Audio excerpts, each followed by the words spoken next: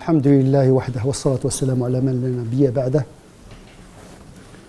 Nous avons abordé la dernière fois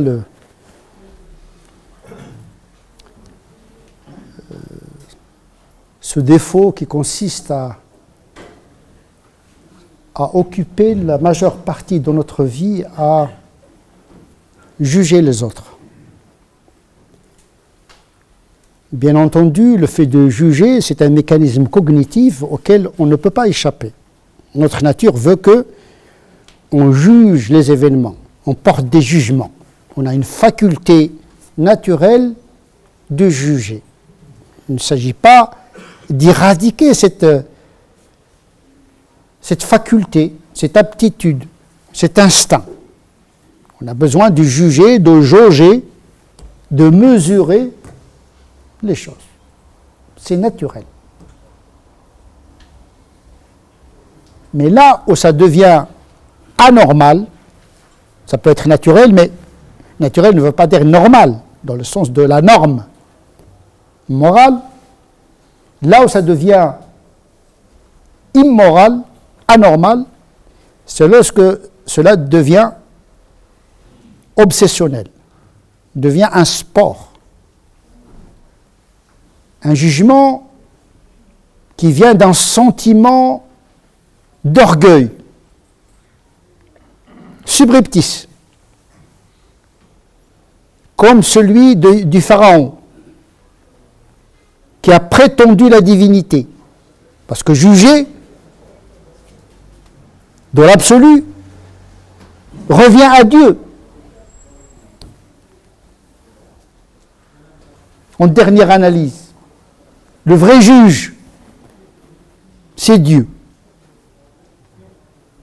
Et donc il y a toujours cette rivalité subreptice qu'on trouve chez les êtres humains à rivaliser les attributs de Dieu, pas les imiter dans le sens de se rapprocher des qualités positives, mais dans un processus inconscient, psychanalytiquement, de rivalité avec la divinité comme l'a fait Pharaon. Imiter Dieu pour se rapprocher des qualités positives, c'est une chose, mais imiter Dieu dans une intention inconscientisée de rivalité à la divinité, là, on est dans une pathologie psychanalytique qu'on trouve souvent chez les religieux. Même les plus sincères. Et si Dieu parle du pharaon, c'est pas pour rien. On a tous dans notre corps un petit pharaon. Pharaon, ana rabbukumul a'la. C'est lui qui juge. Ana uhyi wa umit, comme a dit Namrud, l'autre tyran. J'ai le pouvoir. Il y a à défaut d'avoir un pouvoir coercitif, les gens se rabattent sur un pouvoir du jugement. Je te juge, donc j'ai un pouvoir sur toi. On le voit dans les réseaux, les commentaires.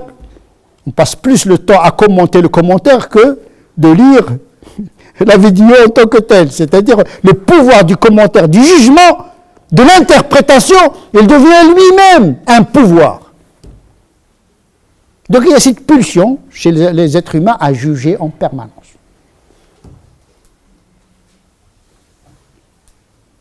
Il voit la paille dans les yeux de son prochain, mais il ne voit pas la poutre qui est enfouie dans son œil. Les défauts des autres, c'est toujours énorme. Ça fait scandale.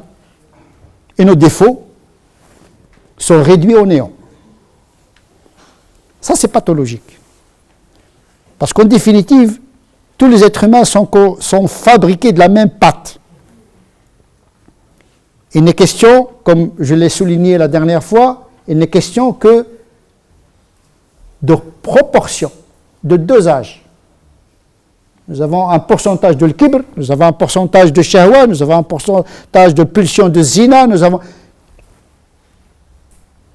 C'est la nature humaine. Il y a le corps, il y a l'âme, donc c'est des lois universelles. Sauf qu'il y a des gens qui sont conscients de ces risques et qui sont aux aguets et qui sont capables de se réparer et de se soigner en permanence, il y a des gens qui se laissent aller. C'est ça la différence. Nous sommes tous contaminés, comme je l'ai souligné, il y a ceux qui se vaccinent, il y a ceux qui sombrent dans le complotisme et se privent de soins. Le pire des jugements, c'est le jugement qu'on fait au nom de la religion, au nom de Dieu et de son prophète. C'est-à-dire on prend la place de la divinité, de Dieu et de son prophète, et on distribue des places dans le paradis et des places dans l'enfer. Au lieu d'avoir l'humilité de se contenter du jugement de fait, on passe au jugement de valeur. Il y a une différence entre juger le fait, ça c'est un acte mauvais, ça c'est un acte bon, à un jugement de valeur, c'est-à-dire que celui qui commet tel ou tel, eh bien il mérite l'enfer, il mérite la damnation, il mérite, etc., etc.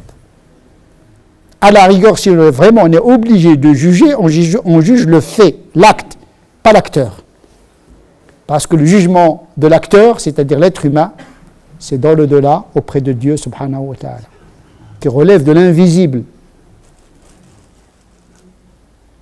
Et donc, quand on parle du jugement, c'est le jugement des humains, qui se limite aux phénomènes, aux apparences. Même le prophète, sallallahu alayhi wa sallam, qui avait la fonction de juge, quand il juge entre les gens, il dit attention, hein, moi je juge en fonction des pièces à conviction, de ce qui est apparent, mais mon jugement ne vous confère pas un droit particulier parce que c'est Dieu qui sait les intentions. Il se peut que mon jugement soit faux et que la victime est criminelle et le criminel est une victime. Donc le prophète lui-même, sallallahu alayhi wa sallam, était conscient que le jugement qu'il porte en cas de conflit entre les gens est un jugement en surface. Le jugement ontologique, un jugement de valeur, il revient à Allah subhanahu wa ta'ala, et ce jugement, personne ne le sait. قُلْ لَا أَدْرِي مَا يُفْعَلُ بِي وَلَا بِكُمْ. Même le prophète dit, je ne sais pas ce qu'il adviendra, ni de moi, ni de vous. C'est une leçon d'humilité que le prophète nous donne. En vérité, c'est Dieu qui lui demande de dire cela. Et donc le pire du jugement, c'est le jugement au nom de Dieu et de son prophète. C'est pour cette raison que le prophète sallallahu alayhi wa sallam conseilla un jour son compagnon en lui disant, attention, ne soumets jamais les gens au jugement de Dieu et au jugement du prophète. Mais soumets les gens à ton propre jugement parce qu'il se peut que tu te trompes. N'impliquons pas Dieu, la religion dans nos jugements. C'est ce que malheureusement fait beaucoup de musulmans. Oh, l'islam, mon islam, c'est comme ça. Oh, Dieu, dans le Coran, c'est comme ça. Et on envoie des missiles. Alors, on se permet de juger sévèrement les autres au nom de Dieu et de son prophète. Mais quand à appliquer ce même jugement à nous-mêmes, là où réside le vrai problème. On est laxiste avec nous-mêmes et on est très sévère avec les autres. Donc il faut trouver un juste équilibre. Au lieu de passer le temps à juger les autres, chose qui ne nous a pas été demandée, ce qui nous a demandé, c'est se juger soi-même. Hasibu anfusakum. S'il y a un être que tu dois juger, c'est ton être. Parce que tu es censé le connaître plus que les autres. Les autres, tu ne les connais pas. Mais toi, tu te connais. Tu connais tes défauts dans le secret, en public, etc. Tu es le plus à même à te juger. Eh bien, porte un bon jugement sur toi-même dans l'objectif de t'améliorer. Parce que celui qui ne reconnaît pas ses fautes ne peut pas les traiter et donc il ne peut pas évoluer. C'est pourquoi on dit que connais-toi toi-même, tu connaîtras ton Seigneur. Et la première des choses à connaître, c'est les défauts. Parce que les qualités, on a tous des qualités, on n'a que des qualités. Quand quelqu'un, tu lui dis, allez, dénomme-moi des défauts, il est incapable de citer un défaut, et quand il cite un défaut, il le relativise. Et Dieu sait combien j'ai reçu de personnes dans mes permanences. Ça fait 40 ans que je suis imam, depuis l'âge de 19 ans, et Dieu sait combien j'ai rencontré de musulmans pratiquants. Quand il vient te soumettre un problème, et après avoir soumis son problème, je lui dis, mais quelle est ta part de responsabilité dans ce problème-là? Et il est incapable de trouver un seul argument. Lui, il est bien, et le mal, il est en dehors de lui. Alors que le Coran nous dit, attention, quand vous êtes dans un problème, eh bien, vous en êtes responsable quelque part.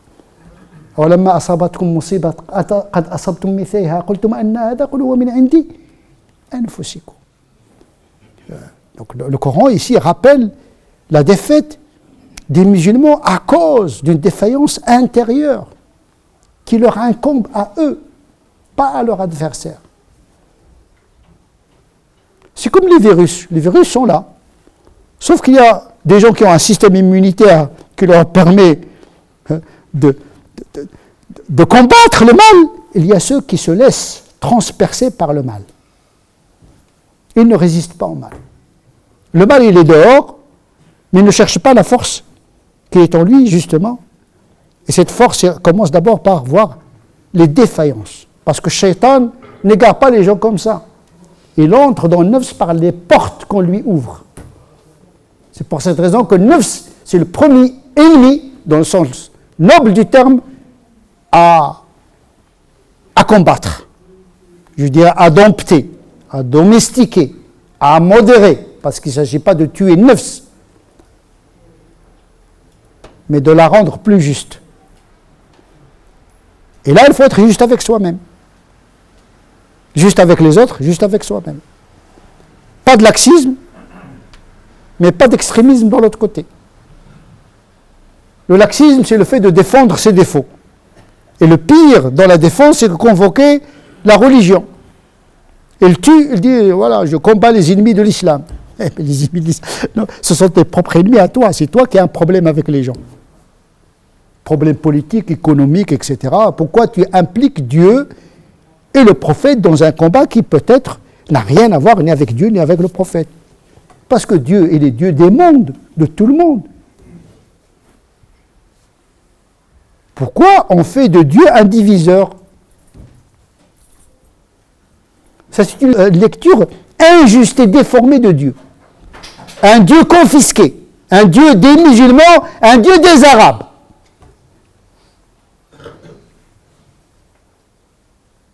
Ce qui est une forme d'hérésie qui peut être excommunicatrice. Un Dieu d'un peuple élu. Nous. Il est à nous. Et donc, malheureusement, on fait de la religion un ingrédient de la division et de combat avec les autres.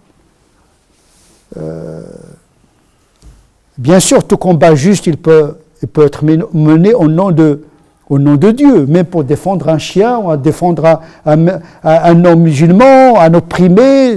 Tout combat juste, il est au nom de Dieu, puisque Dieu, il est juste. Ça n'a rien à voir avec islam ou pas islam. Parce que même un musulman qui est injuste, le Coran nous demande de le combattre. Si la justice, qui est le repère, pas l'appartenance religieuse, et les textes ne manquent pas, ni dans le Coran, ni dans la Sunna. Et donc le musulman, quand il a des défauts, il faut qu'il les corrige, il ne faut pas qu'il les défende. Pire encore, de les défendre au nom de Dieu et de son prophète. Quelqu'un qui est coléreux, quelqu'un qui a al-ghadabu lillah, je me mets en colère pour Dieu. Non, en vérité, tu te mets en colère pour toi-même. Parce que s'il y a une colère qu'il faut avoir, c'est une colère contre toi-même, parce que depuis le matin jusqu'au soir, tu ne fais que transgresser ta religion. Le mensonge, tu ne respectes pas les engagements, la prière laisse à désirer, mets-toi en colère contre toi-même d'abord. La colère contre les autres, c'est facile. Mais comment manifester la colère pour Dieu contre soi? Ça, c'est difficile à appliquer. En tout cas, même si on est conscient qu'on a des défauts et qu'il faut les combattre et les soigner, il faut le faire avec modération parce que le nafs, il est fragile. Notre nafs, il est fragile, il ne faut pas trop la contrarier. Il faut être pédagogique avec soi-même. On ne peut pas imposer à notre nafs toutes les obligations en même temps. Donc il faut commencer par les défauts qu'on connaît déjà, qui sont très graves, un par un. Il y a une pédagogie, justement, du soin et du jugement de soi-même. Et pour cela, tout musulman doit mener ce travail-là. Pourquoi tu défends ton ego à n'importe quel prix?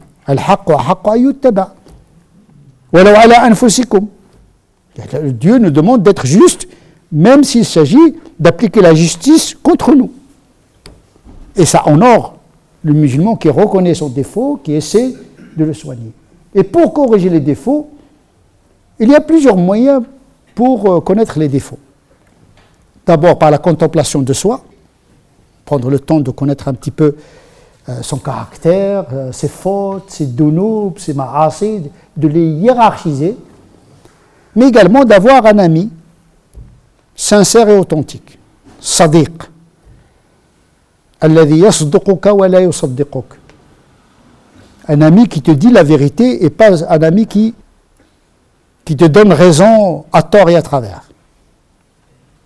Parce que le vrai ami, c'est celui qui est capable de réfléchir comme un miroir, de te réfléchir comme un miroir tes défauts. Encore faut-il trouver un ami digne de ce nom. Il faut également écouter les critiques des adversaires, comme disait l'imam al-Ghazali. Parmi les moyens de connaître ses propres défauts, c'est d'écouter les adversaires. Parce que les adversaires, ils font un effort extraordinaire pour extirper les défauts les plus enfouis. C'est-à-dire, comme il disait l'imam al-Ghazali, Shaitan vient les aider dans l'entreprise, sauf qu'ils exagèrent dans la description des défauts. Quand on est en conflit, généralement, on part de quelque chose qui est vrai, mais on l'amplifie à l'infini. Eh bien, prends l'existence de ces défauts en le modérant, mais en tirant profit des ennemis. Ça veut dire que la vérité, il faut la vérité sur soi, il faut la chercher à l'intérieur, auprès des amis, auprès même des ennemis. C'est-à-dire que al-hikmatu dallatul muslim anna wajada fa huwa haqqun nasi biha. Là, la sagesse, là où il y a la vérité, là où il y a, le musulman doit en tirer profit pour pouvoir évoluer. Parce que si on veut, au lieu de vouloir sauver les autres, il faut commencer par sauver soi-même. Qu anfusakum. Ya ayyuhalladhina amanu alaykum anfusakum. Commencez par vous-même, par l'auto-critique, comme disait Omar ibn Khattab, hasibu anfusakum. Jugez vous-même, jugez-vous vous-même, avant que vous soyez jugés le jour du jugement dernier. Et pesez vos actes dans ce bas monde, avant qu'ils vous soient pesés dans le delà. Faites le travail sur vous, au lieu de passer le temps à juger les autres, les musulmans, les non-musulmans, les amis, les ennemis, etc. C'est une perte de temps et ça ne vous permet pas de progresser dans la vertu. نسأل الله عز وجل أن يجعلنا من الذين يستمعون القول فيتبعون أحسنه أولئك الذين هداهم الله وأولئك هم أولو الألباب. اللهم ربنا آتنا في الدنيا حسنة وفي الآخرة حسنة وقنا عذاب النار. اللهم ربنا آتنا في الدنيا حسنة وفي الآخرة حسنة وقنا عذاب النار. اللهم ربنا آتنا في الدنيا حسنة وفي الآخرة حسنة وقنا عذاب النار. اللهم أعنا على ذكرك وشكرك وحسن عبادتك. اللهم صل على سيدنا محمد وعلى آل سيدنا محمد كما صليت على سيدنا إبراهيم وعلى آل سيدنا إبراهيم وبارك على سيدنا محمد وعلى آل سيدنا محمد كما باركت على سيدنا إبراهيم وعلى آل سيدنا إبراهيم في العالمين إنك حميد مجيد. سبحان ربك رب العزة عما يصفون وسلام على المرسلين والحمد لله رب العالمين.